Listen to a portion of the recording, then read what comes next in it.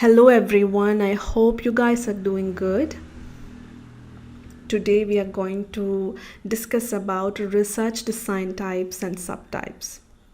So here we go. Imagine you are a detective and you want to know everything about a crime scene. Descriptive research is kind of like that. You're not trying to figure out who did it or why. You just want to know what's there, when it happened, where it took place, and how everything is laid out. In this type of research, you are not messing with anything. You are not changing stuff around to see what happens. Your job is to observe and record things as they are. It's like putting together a puzzle. You gather all the pieces, analyze them to see how they fit, and then present the complete picture to others. This way, everyone gets what the situation is about. Sometimes you might not even know what you are looking for exactly. That's when you do some explanatory research. You poke around, look at the different cases, watch how things naturally happen, or ask people questions through surveys. It's like scouting before setting up a game plan. So think of watching people in a mall to see shopping patterns or sending out surveys to find out what your schoolmates think about the new cafeteria menu. To end with, think of watching people in a mall to see shopping patterns or sending out surveys to find out what your schoolmates think about the new cafeteria menu. Then we are jumping on to the next one, which is correlational research design. Now, imagine you are noticing that every time your friend eats peanut, they start sneezing. You're not sure if peanut caused the sneezing, but you see a connection. Correlational research is about finding these kinds of relationship between different things. Just like in descriptive research, here too you are not changing or controlling anything. You are observing the world as it is and trying to find patterns or links between different things. So, what happens sometimes? Two things might increase together, like the relationship between the amount of time you spend for studying and your grades, which is a positive correlation. On the other hand, one thing could go up while the other goes down, just like the time you spend playing video games and your grades, which is a negative correlation. For example, researchers might look at whatever people who exercise regularly are less stressed. They are not making anyone exercise, they are just checking to see if there is a link between exercise and stress levels. Remember, you are like an observer at the soccer game. You are watching the play, understanding the strategies, but not actually kicking the ball. It's all about noticing and understanding patterns, behaviors, and situations without trying to change them. I hope you guys understand. So, here comes the explanatory research design. Imagine you are super curious about certain things happen, especially when there is not a lot of information out there. That's where explanatory research design comes in. It's like being a detective where you start with a hunch or a theory about a topic and dig deeper to get a clearer picture. This type of research is all about exploring and getting a better grip on your subject. You are asking questions like, what's going on here? How does this work? And why did this happen?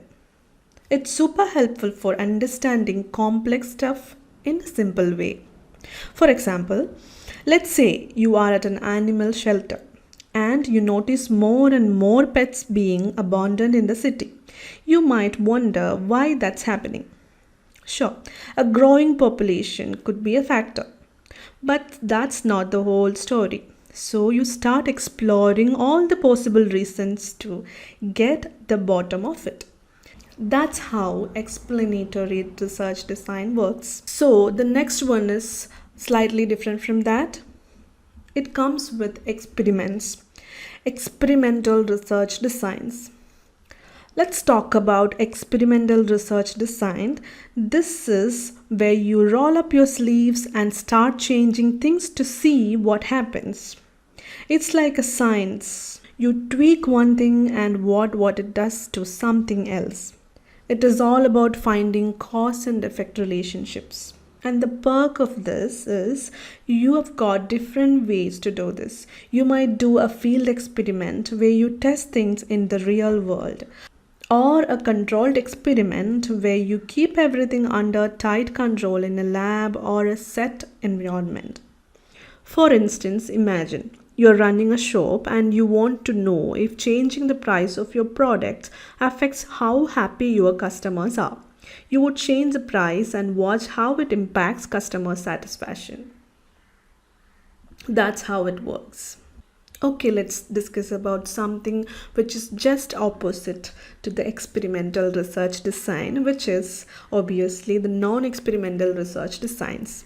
This one is different because you are not changing anything. You are just observing and taking notes. It's like people watching but for science. This is where you measure a bunch of different things and see if they are related. This is where you measure a bunch of different things and see if they are related. Think of it like trying to find patterns. For example, you might want to see if there is a link between the amount of students spent on social media and their grades. In here, you are comparing different groups to see how they differ on certain things. Maybe you are curious if boys and girls have different favorite subjects in school.